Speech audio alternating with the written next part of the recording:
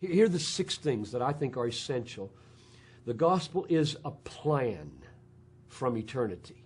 And I say that because when Paul articulated the gospel, he said, Christ died for our sins according to the Scriptures, which means something before signified this is a plan. God set it up before it happened. That's number 1. Number 2 is the gospel is an event in history. Christ died. Number 3, the gospel is an achievement in and through that event of something that happened between the Son and the Father. Namely, sins were paid for and righteousness was completed. This was an obedience unto death, and therefore a perfect obedience was achieved and a perfect guilt offering was paid. So that's number 3, an achievement. Number 4 is that is extended in an offer to the world that is free.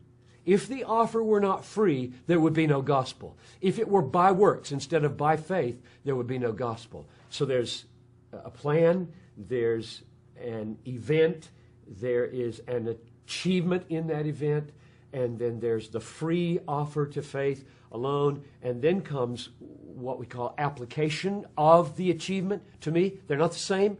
God did something in history for me before I have any taste of it, but now by faith I am forgiven, and now by faith I am justified, and that's an essential part of the gospel. If those things don't happen to me, there's no good news at all.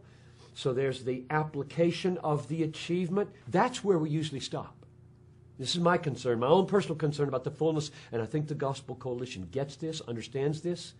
If we stop at forgiveness, just take forgiveness. If we stop at forgiveness and say to the world, we have good news for you. God made a plan. God sent His Son. Christ died. Your forgiveness was achieved. It's offered freely. Take it by faith. Yes, you have it. And we stop, which we often do. Something's missing, because I want to say, so what, forgiven? And a lot of people might answer, well, I don't like a guilty conscience, or I don't like going to hell, or my family might be better if I could live as a forgiven person instead of a guilty person. Instead of saying, 1 Peter 3:18, Christ suffered once, the righteous for the unrighteous, to bring us to God. The 6th piece of the gospel that I think is absolutely essential is that we're forgiven and we're justified to bring us to God. God is our treasure.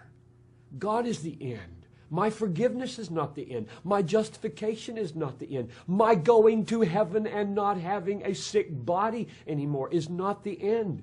All of that is means. Means to what? Seeing Him, knowing Him, loving Him, being satisfied in Him, and Him being more glorified in me because I'm now eternally satisfied in Him.